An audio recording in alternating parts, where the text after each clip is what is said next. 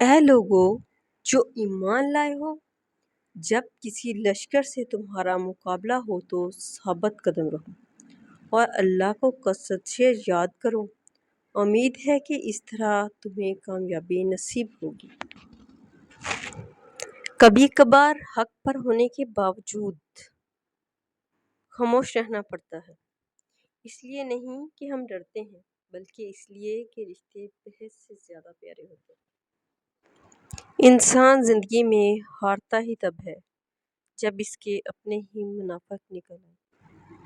رات کو چاند اکیلا ہی سفر کرتا ہے، دشت وحشت میں کہاں کوئی ساتھ دیتا ہے۔ دعائیں رد نہیں ہوتی، بس ہم انتظار نہیں کرتے۔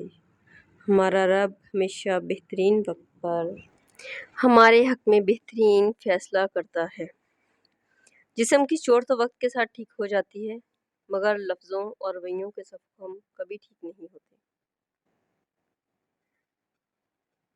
اللہ ضائع تو کچھ بھی نہیں کرتا، نہ کوئی دوا، نہ نیکی اور نہ کوئی آنسو۔ اس کے ہر چیز کی قدر ہے۔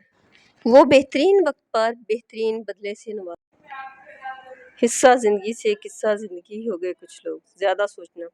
زیادہ سوچنا انسان کو ختم کر دیتا ہے۔ بس دعا کرو اور رب پر چھوڑ دو۔ بھاری بوجھ ہے جو ہم ہر وقت اپنے ساتھ اٹھائے پھرتے ہیں۔ اللہ تمہیں ہر اس چیز سے نوازے جس میں خیر و برکت ہو، راحت ہو، صحت ہو اور دل کا۔ حرام کی کمائی۔ رسول اللہ صلی اللہ علیہ وسلم نے فرمایا، جو شخص حرام کی کمائی کھاتا ہے وہ ایسے بیمار کی طرح ہے جس کا پیٹ کبھی نہیں بھرتا۔ حرام کا مال قیامت کے دن اس کے خلاف گواہی دے گا۔ درد مند بنے، عقل مند تو بہت مل جاتے ہیں۔ اٹھانا خود ہی پڑتا ہے، تھکا ٹوٹا بدن اپنا، کہ جب تک سانسیں چلتی ہے کوئی کندھا نہیں دیتا۔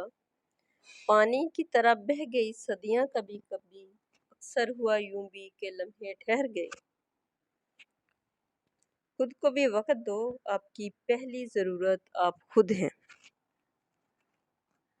آپ کا طاقتور آپ ہو کر کسی کا سہارا بن جانا ہی اصل قوت ہے۔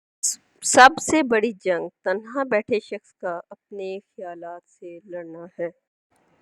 کھونے کے بعد ہی پتہ چلتا ہے کہ کتنا قیمتی تھا جو چلا گیا، وہ وقت ہو، انسان ہو یا کوئی رشتہ۔